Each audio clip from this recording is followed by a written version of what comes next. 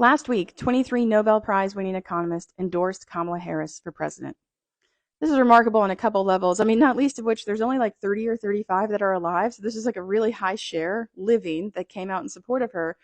But I think it's worth noting that, just because they're Nobelists, it doesn't mean they get to decide everything or that their voice matters more. It was really that it was indicative of just how much economists are in opposition to a Trump presidency. I explained in my Bloomberg column last week, and will explain here, he has enumerated 5 different policies, any one of which would be disqualifying as a president, that economists would say this is so risky and so disastrous, this person should not be president. He's done it 5 times over. I will explain all 5, but I want to say first, economists and people judge the economic performance of a president pretty differently. People tend to look in real time in how they are doing and ascribe their own economic status to whoever is sitting in office. I have a good job, I lost my job. I can afford rent, I can't afford rent. It becomes the president's credit or fault, depending on how I'm doing. Economists don't really make that type of real time, ascription of, performance, because in fact, the sitting president can have only limited influence on how the economy is currently doing. I mean, it's a $20 trillion colossus that has trends that precede a president and will go on long after them. I mean, one way I try to explain it to people is that since 1980, there have only been 2 presidents that have started their presidency not in a recession. Reagan, Clinton, Obama, and Biden all started their presidencies during a recession. W is really close. I mean, the recession started in March. He was inaugurated in late January. Like, let's give it to him. He started in a recession. It's only HW and Trump that took office like during a good economic time, and not for nothing, they both left in a recession.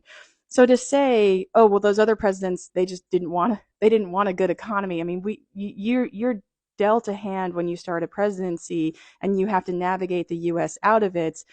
What economists look at isn't that real time, like, well, the unemployment rate was 8% when he started, so he's a bad president. Like, we don't look at it that way. What we look at are the economic choices, decisions, and investments that a president makes. Now, what makes that hard and what can make economists seem so aloof is that some of those choices and investments and decisions, they're not going to accrue in real time. Those decisions can have a long tail. It could take 9 years for what turned out to be a disaster of a decision to come due for the economy, by which point that president is long gone.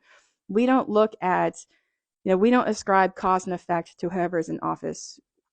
We just look at what they did, regardless of when the good or bad from their decisions accrue. So why do we think Trump will do a bad job in his second term? Well, here are the 5 things in particular that I think cause alarm for most economists. The first is that he said he will interfere in the central bank.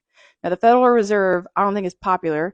I don't think it's supposed to be popular. It's supposed to be independent and make economic decisions that can be really hard and unpopular, but keep prices stable.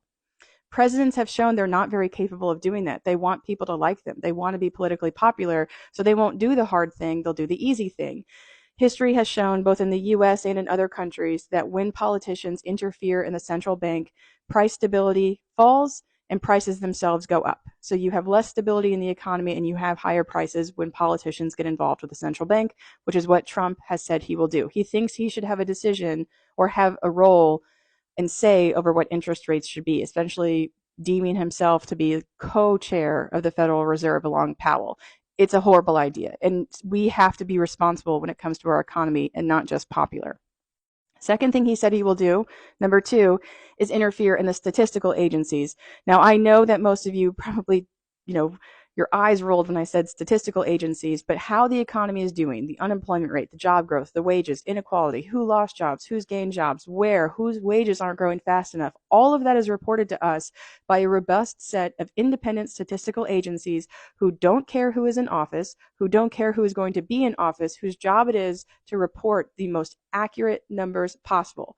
Trump has said he's going to change that. He already interfered in the 2020 census while he was in office. He has said he would like to replace those independent career civil servants who are protected from political retaliation. He would like to replace them all with loyalists, and the Republican Party is actively attacking the Bureau of Labor Statistics. What's the unemployment rate in a Trump presidency? Whatever he says it is. We have to have independent, accurate information to assess the economy.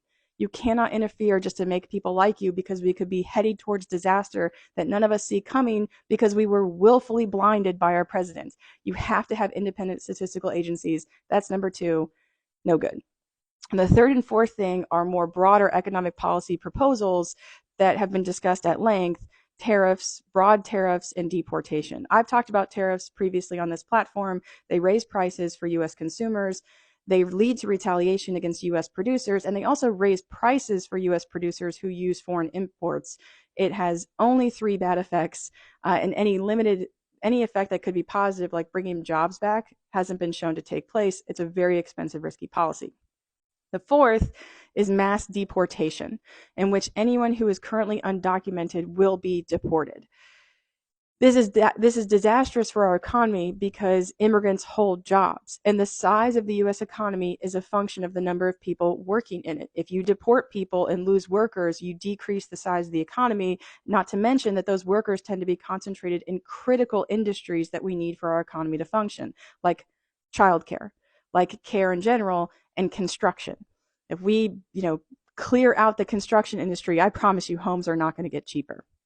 And the last thing that Trump said he would do is kind of a run Social Security into the ground early, is probably the best way to put it. The Committee for a Responsible Federal Budget did an analysis of the two candidates' proposals of how much they would add to the debt or deficit, and Trump would add about twice as much to the debt as Harris would. He has essentially proposed a number of terrible policies and nothing to pay for them. Harris has proposed a bunch of policies, but has said she will raise taxes to pay for them, kind of in a mark of some type of fiscal responsibility. Trump, it's just one promise after another, like, you get a tax break, you get a tax break, you get a tax break, we'll give you this benefit, I don't have to pay for anything. So he will deplete Social Security 3 to 5 years earlier than projected, possibly even within his own term, and he will add probably twice as much to the debt as she will. So that type of interference and necessary economic independence of, there sometimes has to be a bad guy who will tell the president you get to have everything that you want because the economy matters more than you. Two terrible policies for U.S. households and workers, and just gross fiscal irresponsibility. That is why economists are opposed to a Trump presidency.